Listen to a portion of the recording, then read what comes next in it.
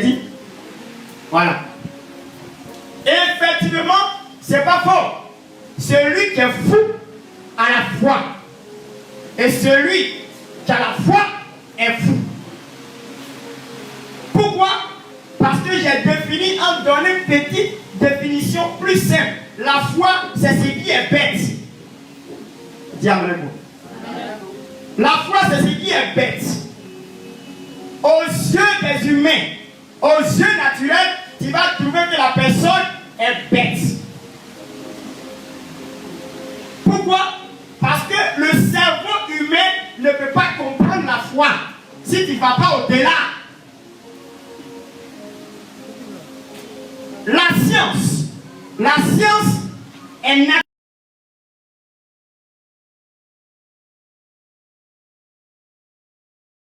D'évidence pour expliquer la science. Dieu les a donné l'intelligence pour avoir le savoir. Ça, c'est la science. Mais la science ne va pas au-delà du naturel. La science reste au niveau naturel. Donc la science est naturelle, mais la foi est surnaturelle. Donc ça veut dire qu'on ne peut pas comparer la science avec la foi. Parce que la foi est au-delà de la science.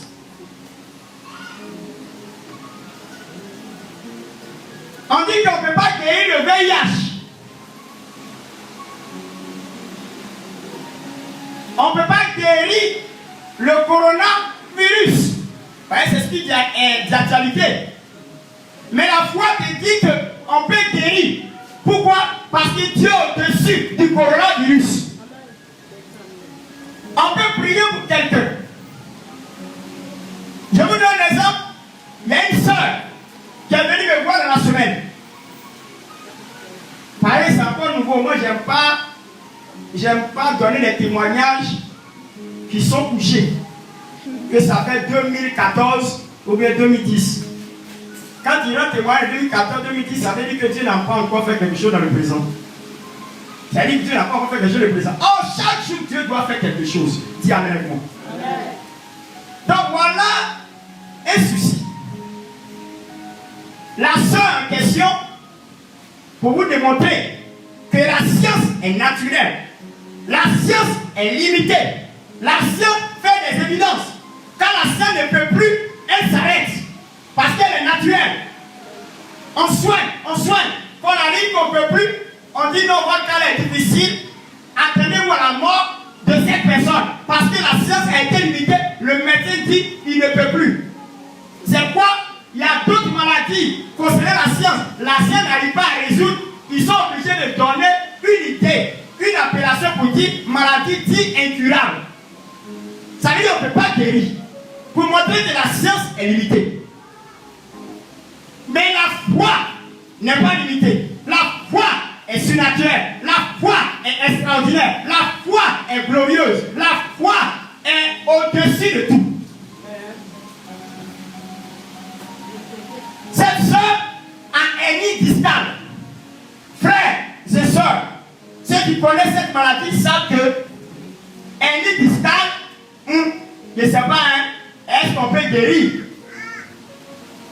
Quand on veut guérir, on fait subir cette personne une opération chirurgicale pour pouvoir régler les disques. Les disques ont été touchés, donc la personne souffre des douleurs atroces au niveau du rein. C'est une maladie qui paralyse. C'est une maladie qui tue. Elle est venue me voir à la maison. Sa camarade lui a dit, il faut aller voir le prophète. Pas dans le sens pour qu'elle puisse prier pour elle. Non. Elle est quittée en jeûne. Donc elle dit qu'elle va passer me voir. Donc dans un moment, elle m'appelle, elle n'arrive pas à m'avoir. Et puis, elle dit qu'elle va repartir parce qu'elle est à l'épée. Elle va repartir. Donc, après moi, j'appelle. Je lui dis, je suis là, voilà, il faut venir. Et puis, elle est arrivée. On a causé. On a fini de causer l'assise. Et là, il disait que je viens, c'est pas. C'est quand c'était venu pour te saluer, il a fini mon jeune. Comme ça, à Gabou, ce n'est pas à côté de toi ici. C'est pourquoi je suis passé te voir, il a compris. Mais elle te dit pourquoi tu es venu. Tu es venu parce que tu vas repartir sans les lignes discales. Un pôle ceinture, pôle ceinture. Il y a une ceinture qu'on met pour équilibrer, pour ne pas que la douleur soit atroce. Quand je l'ai vu, elle dit à 9 ceintures, à 9 ceintures. Et puis elle a enlevé la ceinture. C'est pas folie. Si quelqu'un n'est pas fou, il ne peut pas se comporter de la sorte. Quelque chose qu'on peut te soulager. Je n'ai même pas de médicament dans ma main, je n'ai pas de probable, je n'ai rien, et il faut enlever. Et puis elle aussi, elle me suit dans ma folie. Elle se met dans le registre de ma folie. Elle aussi, elle est contaminée par la folie. Que moi j'appelle la foi. Elle me suit, puis elle enlève. Elle dit, tu crois que Dieu peut te guérir? Elle dit, oui, Dieu peut me guérir. Tu crois? Et puis elle va l'expliquer. Et là, elle dit que tu as été guéri, mais tu n'as pas cru à ta guérison et le mal est revenu. Elle dit, oui, c'est vrai. Que je suis parti au programme de DAG. Il y avait un homme de Dieu qui est venu, Gamien, qui est venu en Côte d'Ivoire pour ses programmes de croissance. Elle est partie là-bas, ils ont prié, elle est guérie. Après, c'est revenu à la vie ceinture. C'est pas parce que l'homme de Dieu n'a pas utilisé, il a utilisé. Mais la compréhension de la foi est une autre chose. Amen. La compréhension de la foi est une autre chose. Il y a plusieurs manières de comprendre la foi.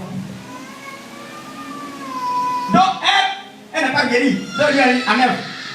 Et elle a enlevé. J'ai dit, elle a prié pour toi. J'ai commencé à prier pour elle. Ma fille Cynthia était là. J'ai dit, à côté, il faut regarder. Avec quelque chose va se passer. J'ai prié pour elle et puis la voix dans la vision, elle est couchée sur le lit de l'hôpital. Mais couchée comment? Elle est couchée sur la face, sur le ventre, comme ça. Sur place, elle est tombée et puis elle est couchée sur la face. La même année qu'elle a vu la vision sur le lit, là, elle est couchée. Donc, Dieu commence à guérir son corps. D'une manière extraordinaire. J'ai dit à un ange de venir déchirer le côté où elle a mal pour enlever ce qui est gâté. Si tu n'es pas fou, tu ne peux pas faire des choses comme ça. Il faut être fou pour me comprendre dans ce que je suis en train de dire. Effectivement, elle a couché dans la vision. Ils sont en train d'ouvrir là où elle a mal. Là où se situe le mal de la ligne discale. Ils ouvrent, ils finissent pour lui montrer que c'est vrai que je ne suis pas en train de parler de quelque chose de bizarre. J'ai dit, ils vont fermer, hein, mais je vais demander qu'il ne faut pas, ils vont fermer de manière extraordinaire, ils n'ont qu'à fermer avec lui. C'est-à-dire comme on court là. Là, tu vas sentir les pincements. Là, c'est bon. Donc, j'ai dit à l'ange, il faut coudre pour qu'elle sente les pincures. C'est-à-dire les petites douleurs de l'aiguille. Donc, quand on commence à toucher, elle commence à bouger.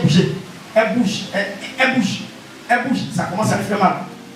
Quand ils ont fini, c'est fini. Dis amen. Frère, Dieu existe. La foi, ce n'est pas un mensonge, c'est la vérité. Moi, j'ai quoi pour prier pour quelqu'un qui a une discale. Et puis on ouvre son côté, on répare, et puis on ferme. L'absence est levée. Dieu merci que j'ai les témoins. Cette elle a fait quoi? Elle a commencé à sauter. Elle a commencé à bouger. Comme ça. Elle a commencé à faire tout. Mouvement. Elle peut jouer au ballon. Tout ça. Elle a fait tout. Elle ne croit pas. Elle crie. Elle parle la langue. Elle ne croit pas. Elle crie. Elle est guérie. Elle est distante. Frère. C'est quoi? On a besoin d'avoir la foi. C'est quoi il a donné le thème? On a besoin de la foi.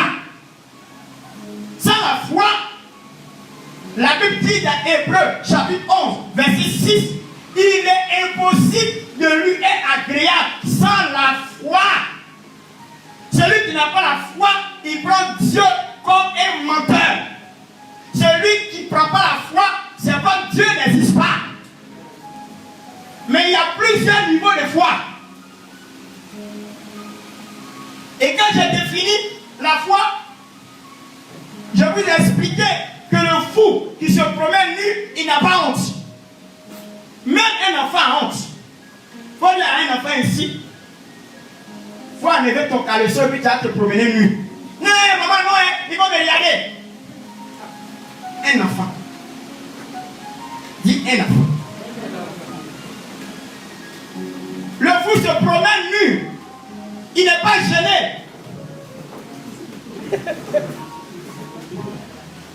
Il n'est pas gêné.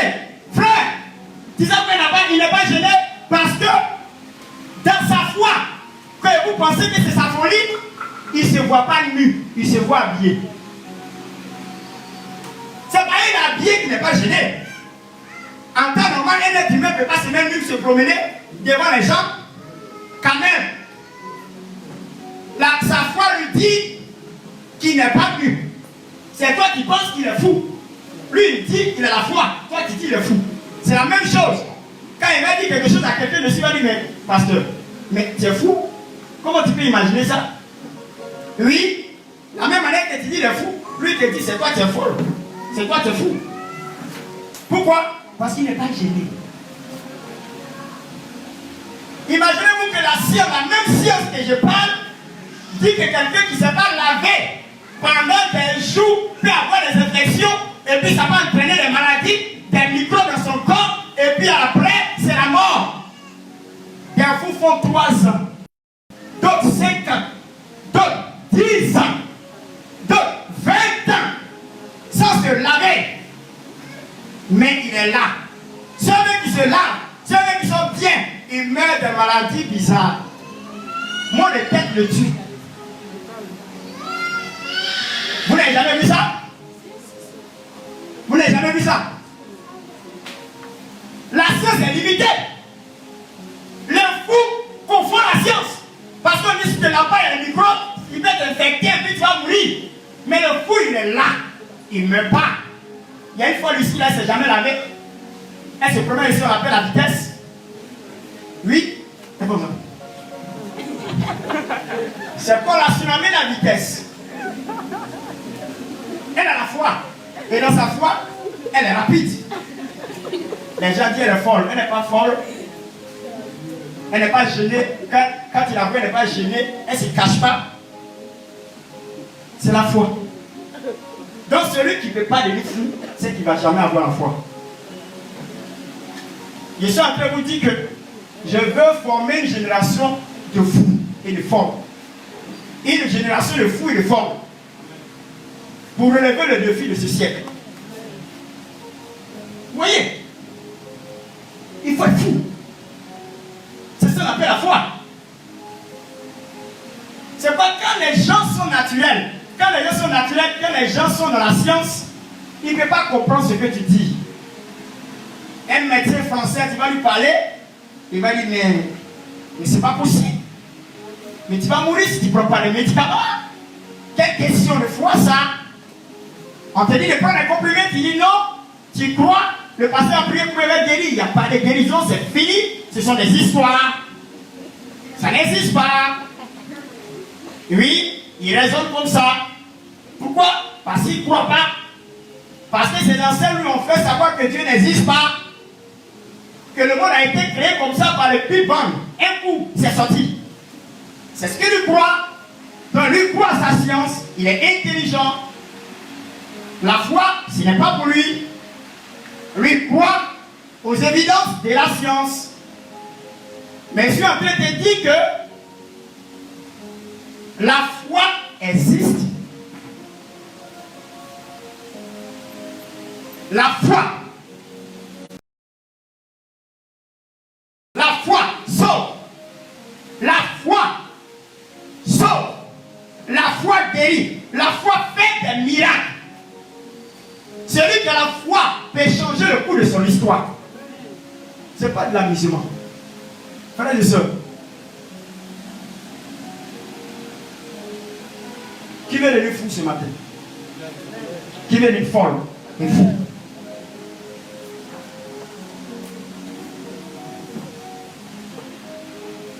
Et quand je dis à la sœur, tu es guéri, hein?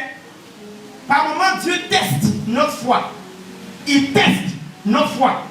Quand tu finis d'être guéri, il va te titiller pour voir est-ce que tu crois que tu es vraiment guéri. Il va te titiller. Ça fait façon encore. On laisse venir. Hein. On laisse venir.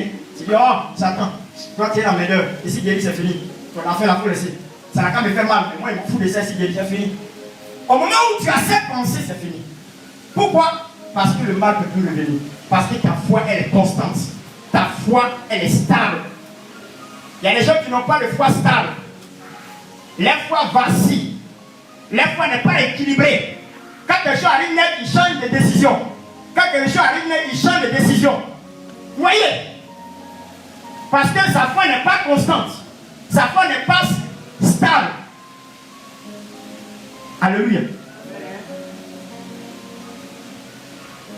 Mais pour vous dire la vérité, la foi n'est pas une foi statique.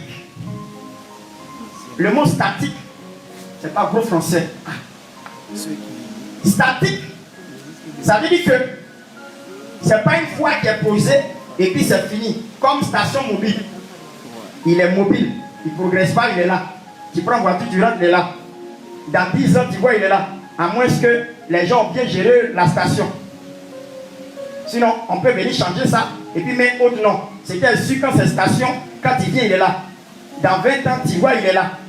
Dans 40 ans, tu vois, il est là. C'est quoi on dit, il est mobile. La foi n'est pas comme ça. La foi n'est pas statique, mais le contraire, la foi est progressive. Dis, la foi est progressive. Parce que la foi grandit comme une plante. La foi grandit. C'est pas d'autres petits, j'ai foi plus que toi. D'autres peut dire que moi j'ai foi plus que toi. Pourquoi? Parce qu'on n'a pas les mêmes niveaux de foi. La foi a des niveaux. Au fur et à mesure, tu te donnes l'occasion, ta foi grimpe. Ça grimpe et ça grimpe. Vous comprenez? C'est pour cela qu'il faut chercher toujours à avoir l'augmentation de ta foi. Alléluia. Donc j'ai parlé des foi. F-O-I. F-O-I. Le F est mis pour force. Force qui est l'image de la puissance. Force qui est l'image de la capacité. Force qui est l'image de l'autorité. Force qui est l'image du pouvoir. Du règne. Force. F. Force. Le O est mis pour opérer. Opérer. Opérer. Opération. Opérer. O est mis pour opérer. Opération. Force qui opère. Le I est mis dans l'invisibilité. I est invisible. Une force qui opère dans l'invisible. C'est ça qui est la foi. Force qui opère dans l'invisible. Pourquoi? Quand quelqu'un commence à avoir la foi, quand il commence à avoir la foi, il met en actif dans le monde spirituel des forces. Quand tu as foi par rapport à quelque chose là, tu fais déplacer des êtres spirituels dans le monde spirituel pour agir en ta faveur, pour que cela se concrétise. Dis amen moi. Voilà. Tu donnes du travail au monde spirituel quand c'est la foi. Tu donnes du travail quand c'est la foi. Tu donnes du travail à Dieu quand c'est la foi. Quelqu'un qui a la foi donne du travail à Dieu. Donc, il y a une opération qui est en train de se faire dans le monde spirituel. C'est quoi? Quelqu'un peut être guéri sur place. Pourquoi? Parce que la personne a cru. Donc, il y a une force spirituelle dans le monde spirituel qui est en train de travailler. Et la personne se lève et dit non, je suis guéri. On dit lève-toi et marche. Pendant 20 ans, il a béquille. Il ne peut pas marcher. Il est paralysé. Il a chaise roulante. Pendant 20 ans, un coup on commence à prêcher. Au moment où on prêche, il commence à avoir de la foi. On lui dit lève-toi. Un homme pendant 20 ans qui ne s'est jamais levé, il se lève et puis il commence à marcher. Pourquoi? Parce que sa foi a occasionné dans le monde spirituel une force invisible qui opère. Et cette force qui a opéré lui permet d'être concrétisé. Parce que la foi ne chute jamais. La foi réussit toujours. La foi accomplit toujours. La foi se réalise toujours. ne joue jamais. Frère, pour te dire la vérité, la foi ne joue jamais.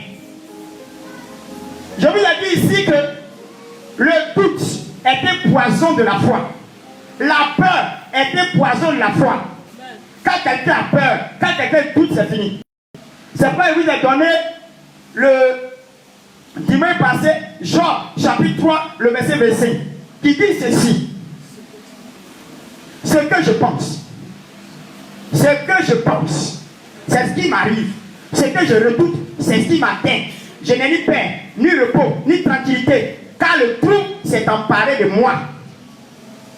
Jean craignait un jour qu'il puisse tomber. Jean craignait un jour que Dieu puisse le punir.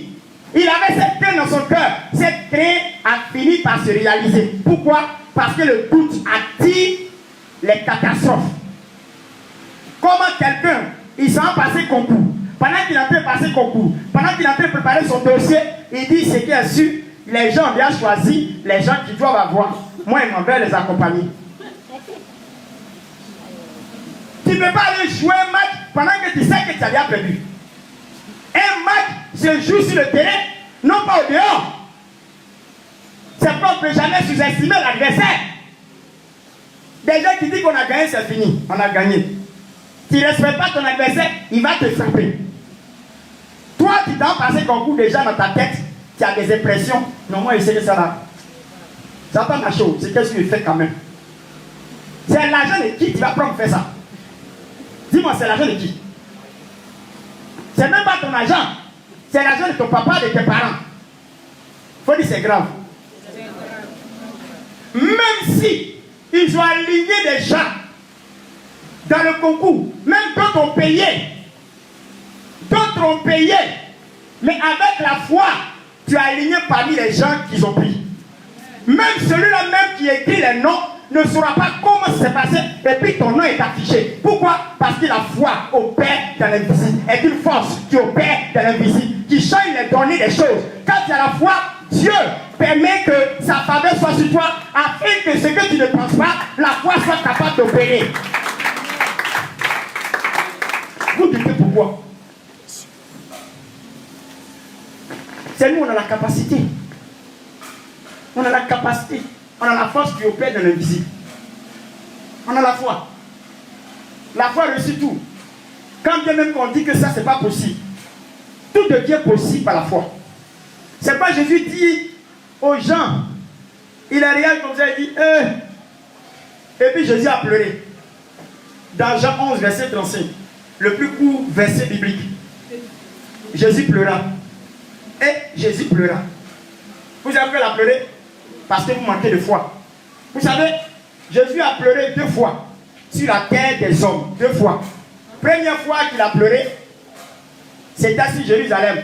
Parce qu'il savait que c'est cet endroit qu'on dit cité de paix. Cet endroit qu'on dit lieu d'adoration. C'est là-bas qu'ils allaient le crucifier. Il avait pitié pour cette ville. Jérusalem. Vous voyez, Salem, ça veut dire paix. Jérusalem, ça veut dire cité. Cité de paix. Or, c'est le lieu d'adoration des Juifs. C'est là-bas qu'ils vont tuer Jésus. Pour que l'adoration soit bien, il fallait que ça soit à Jérusalem.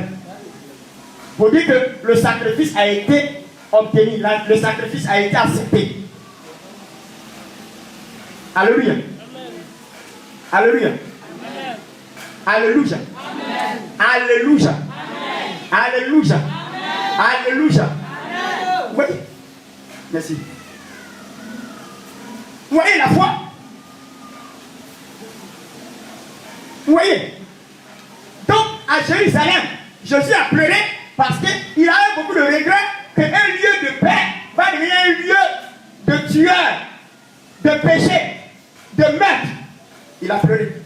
Deuxièmement, il pleure pour Lazare. Les gens disent non, regarde comment il aimait. C'est pas aimer Lazare, il pleurait. Hein. L'expression des larmes de Jésus, c'est pas pour Lazare. C'est pour l'incrédulité des hommes. Malgré qu'il est mort à la croix, nous, à notre temps, là, Jésus n'était pas encore mort. Mais eux, ils ont vu vis-à-vis les miracles. Nous, on n'a pas vu. Est-ce que nous, on a vu les miracles? On n'était pas au temps de Jésus. Et ils voient bébé. Même il y a un juif même qui dit, c'est pas lui qui a ouvert les yeux des aveugles. Toi-même, tu sais qu'il a ouvert les yeux des aveugles. Personne ne peut faire ça. Et puis, tu ne crois pas. Tu lui dis, regarde comme il pleure, regarde comme il aime. Quelle aberration. S'il y a un plus grand péché que Dieu va détester dans le monde, c'est l'incrédulité.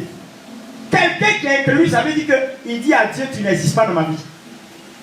Celui qui est incrédule veut dire à Dieu, tu n'existes pas. Il y a deux mecs qui vont plus loin. Tellement qu'ils sont dangereux, des athées. Vous connaissez les athées? Ceux qui ne croient pas du tout. L'esprit est bloqué. Et ils ne croient pas. Dieu, c'est connerie. Pour te contrer, toi, chrétien, l'athée va te dire, mais Dieu même là, tu dis il existe là. Lui-même qui l'a créé. Oui, ça c'est un athée qui peut poser des questions comme ça. Vous voyez plus non?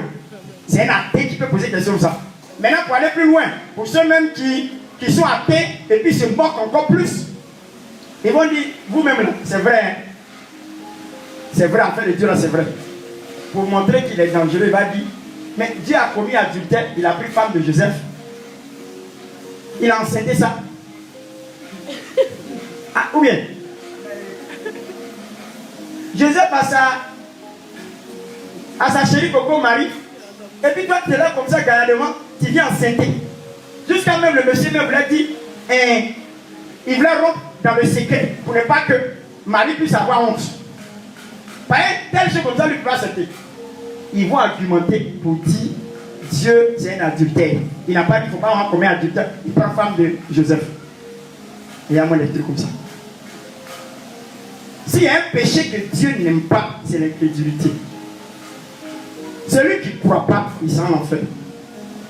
L'incrédulité peut conduire quelqu'un en enfer. L'incrédulité peut conduire la personne en enfer parce qu'il ne croit pas. Jésus pleurait parce que les gens ne croyaient pas. Les autres personnes qui étaient là, les Myriam, ceux qui étaient là, Marie, la soeur de Marthe, il dit rien. Si tu as été là, mon frère ne serait pas mort. Mon frère ne serait pas mort. Si tu avais été là, je sais que, il dit non, ton frère va ressusciter. Il dit, je sais. Il va lui citer les versets de l'Ancien Testament, de l'Apocalypse. On dit dans les derniers temps, quand le temps viendra, il va y avoir des résurrections. C'est là mon frère va ressusciter. Mais maintenant, là, moi, il ne croit pas. Jésus pleura parce que tu ne crois pas qu'il est capable de te lever. Tu ne crois pas qu'il est capable de te guérir. Tu ne crois pas qu'il est capable de relever ta vie. Tu ne crois pas qu'il est capable de changer ton histoire. Tu ne crois pas qu'il est capable de te donner un mari. Tu ne crois pas qu'il est capable de changer ton histoire. Tu ne crois pas. Donc Jésus pleure. Jésus peut encore toujours pleurer. À notre époque encore il pleure. Il pleure. Parce que les gens ne croient pas. Il y a des gens, il y a des choses qui croient. Et puis il y a des gens, il y a des choses et ils ne croient pas. C'est-à-dire il y a des choses, il dit, c'est là il croit. Et là, il y a dit quelque chose. Quelqu'un qui dit oui, je crois que ça peut se faire. Et puis aller à la pratique, c'est différent. C'est quoi la foi? Ça, les hommes et les morts, tu dis il y a la foi. C'est vrai. Non, on ne peut pas regarder dans ton cœur. Tu dis il y a la foi. Ce qui va nous démontrer que tu as la foi, il faut nous présenter les œuvres. La foi se nourrit de nos actions. La foi se nourrit de nos actions. C'est les actes qu'on pose qui démontrent que nous avons la foi. Tant que tu ne poses pas d'actes, tu ne peux pas savoir que tu as la foi. Bon, Jacques dit, tu dis que tu as la foi. Jacques parle, il dit tu as la foi. Montre-nous les œuvres. Là, je crois en toi. De plus en plus, les gens sont devenus des chrétiens qui n'ont pas de foi. Comme Thomas. Il y a les chrétiens Thomas ici. Vous connaissez les chrétiens Thomas? Ils voient le Seigneur et disent non, ce n'est pas le Seigneur revenant. Ce n'est pas le Seigneur. Si c'est vraiment toi, il faut me montrer. Prends ma main et puis il a touché, il y a tout là. Dieu, vous savez pourquoi le Seigneur est venu avec les mains percées? Vous savez pourquoi Jésus est venu? Il est revenu avec les mains percées. Et puis les pieds percés. Le côté percé. Vous savez quoi? Je vais vous expliquer. Il est venu avec les mains percées parce qu'il sait qu'il y a un homme qui s'appelle Thomas dans le groupe. Parce que s'il ne tient pas à main percée, il va dire c'est un revenant. Il a raison de dire ça. Parce que ce n'est pas même Jésus là. Jésus qu'on connaît là, sa main est percée, son pied est percé. Après qu'on a raison qu'il est arrivé vraiment, Thomas dit, si tu es vraiment toi, le Seigneur, hein, viens. Prends ma main, mets sur ton côté, mets sur le trou de ton bras, de tes pieds. Là, il sait que c'est toi. Thomas, les Thomas dans l'église, ils veulent voir avant de croire. Ils sont beaucoup comme ça ici. Ils sont vraiment beaucoup ici. Alléluia. Ils sont beaucoup ici. Il y a beaucoup ici. Ils veulent voir avant de croire. Ils ne veulent pas croire sans voir. Or, la Bible dit ceci. Dans le livre de Jean, chapitre 20, le verset 29. La Bible dit: heureux celui qui croit sans avoir. C'est à Thomas qui disait ça. Voyez? Voyez? Il y a des Thomas ici. Moi ici, enfant d'Abraham, je ne suis pas enfant de Thomas. Il y a des gens ici, les papas s'appellent Thomas. Thomas. Ton grand-père s'appelle Thomas. Ton grand-père s'appelle Thomas. Moi, mon grand-père s'appelle Abraham. Parce qu'il s'appelle le père de la foi.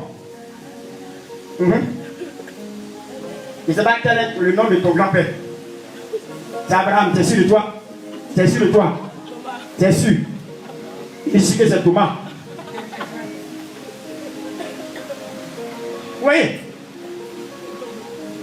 Moi j'ai pour grand-père, arrière-grand-père, Abraham. C'est pas Abraham, hein? Vous voyez, c'est deux noms différents. Il y a Abraham, il n'est pas régénéré par le Seigneur. Celui qui est régénéré par le Seigneur s'appelle Abraham. C'est lui qu'on appelle le père de la foi. Toi, tu es dans quel registre? Tu es du côté de Thomas ou tu es du côté d'Abraham? Il faut lever ton bras et voir. Qui est Thomas? Vrai, il faut de la vérité, on est devant le Seigneur. Il a assis son trône depuis, il te regarde avec un œil, on connaît. Il te regarde comme ça. Hein? Thomas. C'est pas Thomas. C'est comme à la mairie. On dit quelle communauté? Communauté de biens. Séparation de biens. C'est pour quel régime? Le gars dépôt banane. Ah, mais tu as dit régime. Nous, on connaît le régime ici. Ou bien, il y a combien de régimes ici? C'est le régime des bananes. Hein, pas moyen.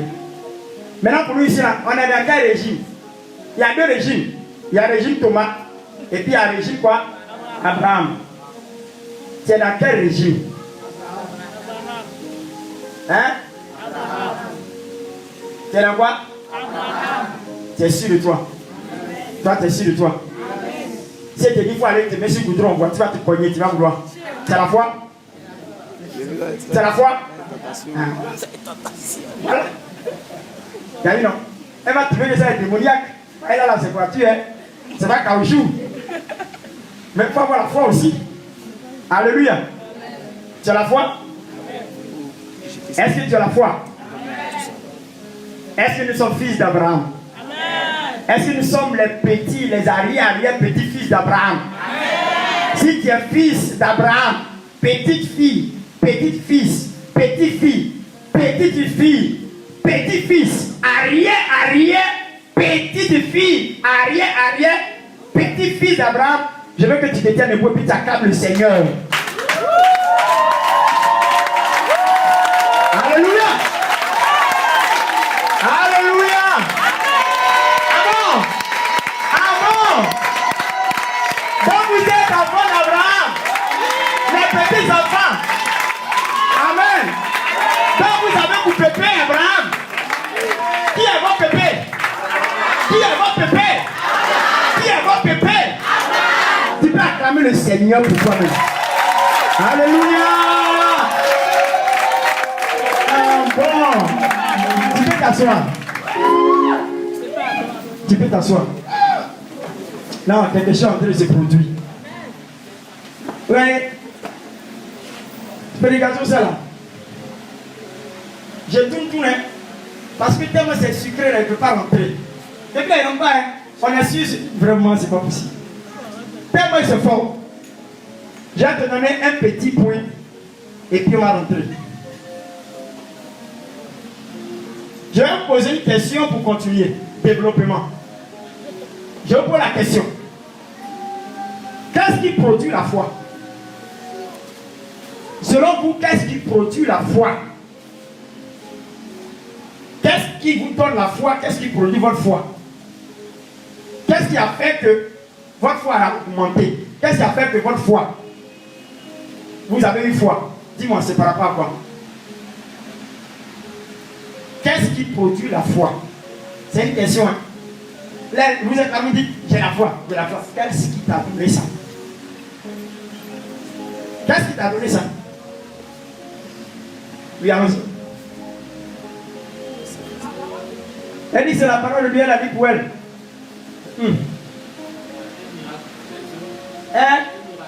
Il dit un miracle. Il a dit pour lui un miracle. C'est ce qui a produit sa foi. C'est quoi? Elle dit, c'est le Saint-Esprit. Affaire de Dieu. Que Dieu nous aide. Amen. Quand je vois les réponses de certaines personnes, et puis je commence à me souvenir ce que mes parents disaient, mes parents baoulaient. Quand on voit quelqu'un qui donne une réponse qui est difficile, et quand il réfléchit, c'est dur, on dit, cette personne, elle fait quoi? C'est un enfant de souffrance, quoi. Tellement qu'il fait pitié. Oui, non. Amen. On dit cet esprit, on dit la parole. On dit quoi encore? Le monsieur dit c'est un miracle. Ok. Alléluia. Alléluia. Eh, il y a des frères parmi vous, hein? Jacob. Ma fille Clémentine. Il y a des frères, Jacob. Madame Ovi, il y a des frères, quand il fait voilà, c'est un enfant de souffrance. Quand funérailles arrive, et puis la personne là, c'est son enfant unique qui est décédé. La maman n'a pas fait quoi? C'est son enfant unique, donc elle est enfant de souffrance. On ne sait pas qui va l'enterrer encore. Ne soyez pas fait quoi, hein? Amen. Ne soyez pas fait quoi? Si tu es fait quoi, c'est pas bon, hein? Alléluia. Pour aller plus vite, dans la vérité, dans la sincérité, en temps normal, nous, on ne connaît pas Jésus. En temps normal, on ne connaît pas ce qu'on appelle cet esprit. En temps normal, on n'a rien vu de miracle. On a appris. C'est pas ça? Hein? On a appris. Dis-moi. Aujourd'hui, là, dans le monde, là, c'est la guerre de quoi? C'est quelle guerre qui est manifestée dans le monde entier? Dans les nations, quand il y a la concurrence, là, c'est à quel niveau les pays se battent pour être les premiers? Dites-moi. Hein? Il dit pouvoir. Merci, il fait quoi encore? Il dit puissance. Merci, quelqu'un encore. Il a posé une question, parlez plus loin. Comme il dit au monde entier, vous ne comprenez pas. Il y a un plan de société. Les sociétés se battent en comment? C'est quelle est la capacité de frappe, les sociétés, pour qu'une société soit puissante, forte? Quel est le moteur de la société? Dis-moi. Allons-y. Hein? Non, c'est pas commune. Non, c'est pas économie. Tu n'as pas encore l'argent. Tu cherches l'argent. Quand tu es dans la société, tu cherches l'argent. Qu'est-ce qui te permet de chercher l'argent? Une puissante capacité de communication, information. Il faut faire société sans information, tu vas voir si ça marche. Quand tu n'as pas encore l'argent, tu cherches l'argent, la stratégie pour gagner l'argent, c'est quoi? Dis-moi. C'est la guerre de la communication. C'est pas ce que la Russie, les États-Unis, quand Larry Clinton a perdu là, ils n'ont pas accusé. Ils avaient quand même le Russe. Poutine, qu'il a truqué. Pourquoi? Parce qu'il avait une capacité de communication qui a piraté certains nombres de choses, certaines données. Oui, non. Oui. Aujourd'hui, les États-Unis sont puissants parce qu'ils ont une capacité de communication que tu ne peux pas comprendre. La NASA. À une fraction de seconde, ils sont informés de tout. Sur toi. Voici l'ambassade des États-Unis en Côte d'Ivoire. Ils savent tout ce qui se passe en Côte d'Ivoire. Ils sont assis là-bas et ils savent tout. Comment ils savent? C'est les renseignements. Les renseignements, c'est quoi? C'est l'information. C'est la communication. Moi, je ne veux pas sous-jeter, hein. Mais Dieu m'a rendu intelligent quand même. De vous enseigner. C'est la communication. L'information. Il y a des gens qui regardent Facebook, non? Il y a des gens qui regardent les réseaux sociaux. C'est pas ça? Quand tu vois une information, même tu n'as pas vérifié, ça commence à te donner la force. La force de croire. Et tu t'en dis à ton ami, yeah! Et tu vas dire, yeah! Voyez qu'est-ce qui s'est passé? Ça vient de lui donner la foi. Et la foi lui permet de dire à quelqu'un. Et puis quand il parle là même, tu as l'impression que lui, il était là. Tellement qu'il a foi en ce qu'il a vu. Oui. Communication. Information là c'est quoi? Dis-moi. Ils sont allés justement pour vous faire comprendre. Je vais m'arrêter de suite. L'information là c'est quoi pour vous? Hein? Ce qu'on entend, non? Et ce qu'on entend là c'est quoi? Elles sont acclamées le Seigneur. Vous voyez que je vous ai amené doucement, et puis on est arrivé à là. C'est la parole de Dieu qui produit la foi. Je vous ai pris non. Doucement, jusqu'à il vous a amené là. Il dit ce qu'il entend. C'est pour cette raison, il donne la possibilité de vous donner un verset. Prenez Romains 10, verset 17. Pour étayer ma réponse. Pour étayer ma réponse. Romains 10, verset 17. Quelqu'un qui a vu puis lire mon lecteur. Gourebi. C'est ça non? Gourebi. La parole du Seigneur. Écoutez bien. Romains 10, le verset 17. Ainsi la foi. Ainsi la foi. Ainsi. On parle jusqu'à on dit ainsi. Ainsi. Dis ainsi. Ainsi la foi, c'est quoi? Vient de ce qu'on entend. La foi vient de ce que tu as entendu hier. Tu as entendu. Ta foi vient de ce que tu entends. Toi, tu entends quoi? Tu entends des conneries. Ça ne peut pas te donner foi. La foi vient de ce qu'on entend et ce qu'on... Allons-y. Et ce qu'on entend vient de la parole de Christ. Vous voyez, Dieu m'a donné l'intelligence pour pouvoir examiner les Saintes Écritures afin de me permettre de simplifier, de faire une décomposition en produit de facteurs premiers. On est dans la mathématique maintenant. Vous voyez un peu? Voici une phrase qui est donnée. La foi vient de ce qu'on entend. Ce qu'on entend vient de la parole de Dieu. Quand tu regardes le thème employé, quand tu regardes un peu la phrase, tu as l'impression que c'est la philosophie. Vous ne voyez pas? Parce qu'il y a plus de répétitions dans la phrase. La foi vient de ce qu'on entend. Ce qu'on entend vient de la parole de Christ. Ça mélange le cerveau des gens. Vous voyez? C'est la philosophie. Ça, c'est un style de s'exprimer pour montrer quelque chose. Mais il y a une répétition dedans. Même si la répétition est pédagogique, nous, on va soustraire. On va décomposer la phrase en produit de facteurs premiers. Comment on va faire ça? Je vais vous demander de supprimer le verbe entendre dans toute la phrase. Et puis on va trouver la réponse exacte de ce test. Allons-y. La foi vient de ce qu'on entend, et ce qu'on entend vient de la parole de Christ. On supprime entendre, et puis entendre, tout le verbe entendre, supprimer, et puis donner la vraie phrase. C'est la vraie phrase avec la définition.